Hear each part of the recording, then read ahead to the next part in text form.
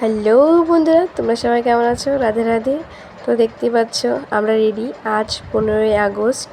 তো আমরা সবাই মিলে বেরিয়ে পড়েছি, বান্ধবীরা সবাই মিলে। তো আজকে স্কুলে প্রোগ্রাম আছে, তাই এসেছি। তো আজ হচ্ছে অ্যাকচুয়ালি আমরা এরকম করে সাজার কারণ, 15ই আগস্ট তো সাধারণত এইভাবে কেউ সাজে না, তো আমরা সেজেছি।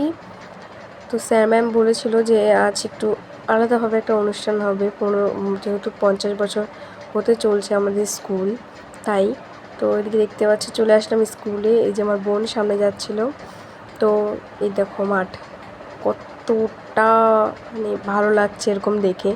সবাই যত আমাদের যে 12-এর যে ক্লাসের যে যত স্টুডেন্ট ছিল, যত মেয়ে ছিল, সবাই শাড়ি পরেছিল, লাল পাড়ের শাড়ি। স্যার ম্যামরা বলেছিল লাল পাড় শাড়ি পরে মেন জিনিসটা যেটা আছে সেটা আমাদেরকে ধরতে দেবে। তো আমরা ধরেছিলাম। এখানে বান্ধবীরা সবাই ধরেছিল, সুবর্ণ জয়ন্তী লেখা ছিল যেই কুলোগুলো, সেগুলো ওরা ধরেছিল, আর আমাকে ধরিয়েছিল পাখা। তো এদিকে দেখতে পাচ্ছ অনুষ্ঠান শুরু। তো এখানে এসেছিল আমাদের গৌতম দেব এসেছিলেন। তো ওনার হাত দিয়ে এই অনুষ্ঠানটা শুরু হয়েছে। তো আমরা র্যালি ট্যালি করে তোটা রোদের মধ্যে হেঁটে এসে আমরা টিফিন করতে বসে পড়ি। টিফিনে ছিল পাউরুটি, লাড্ডু আর একটা ফ্রুটি। এতটুকু খেয়ে তারপরে আমরা আবার চলে আসি বাড়িতে, কারণ তারপরে কোনো অনুষ্ঠান ছিল না।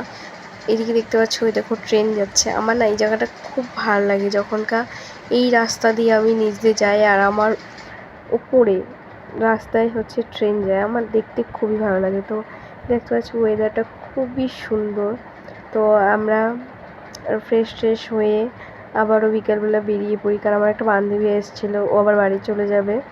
তাই আমরা প্ল্যানিং করি যে একটু ফুচকা খাওয়া যাক। তো আমরা ফুচকা খাইনি, এও ফুচকার জন্য বসেছিল। ঠিক আছে, আজকে ব্লগটা আমি এখানে শেষ করছি। বাই।